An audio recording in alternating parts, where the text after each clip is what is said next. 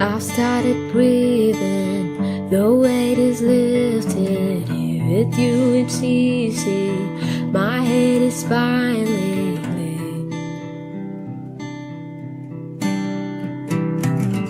There's nothing missing when you are by my side. I took a long road, but now I realize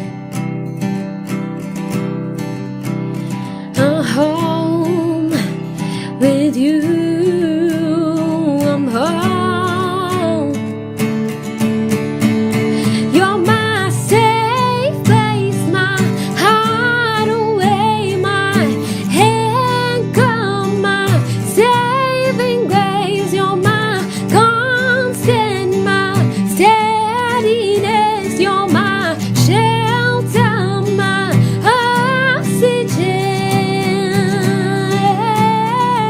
I don't know where I go if you ever let go, so keep me held in your hands. I don't know I'd be if I didn't know you. I'd probably fall off the edge. Praise the Lord. கர்த்தரும் இரட்சகருமாகிய இயேசு கிறிஸ்துவின் நாமத்தில் உங்கள் யாவருக்கும் என் அன்பின் வாழ்த்துக்கள். ஒரு அருமையான தேவனுடைய வசனத்தை நாம் தியானிக்க போகிறோம். ஏசாயா தீர்க்கனின் புஸ்தகம் 25ஆம் அதிகாரம் 4ஆம் வசனம்.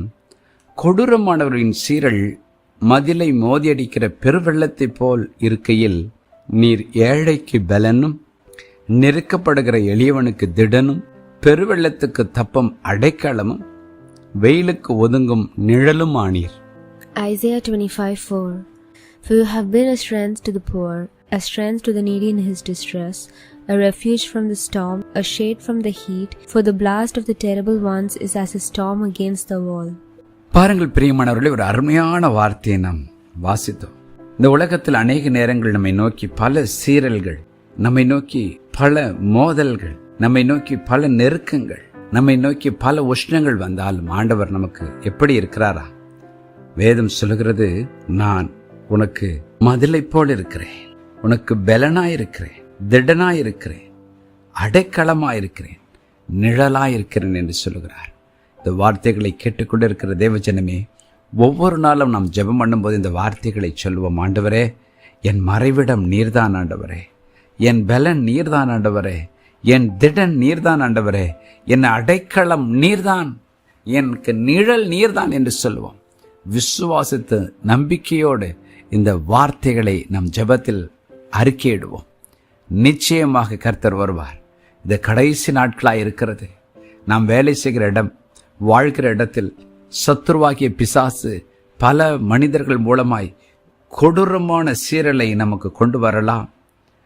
பிரச்சனைகள் பெருவெள்ளத்தை போல வரலாம். ஆனால் ஆண்டவர் சொல்லுகிறார், நான் உனக்கு மதிலாக இருப்பேன், மறைவிடமாக இருப்பேன், திடனாக இருப்பேன், நான் உனக்கு அடைக்கலமாக இருப்பேன் என்று சொல்லுகிறார்.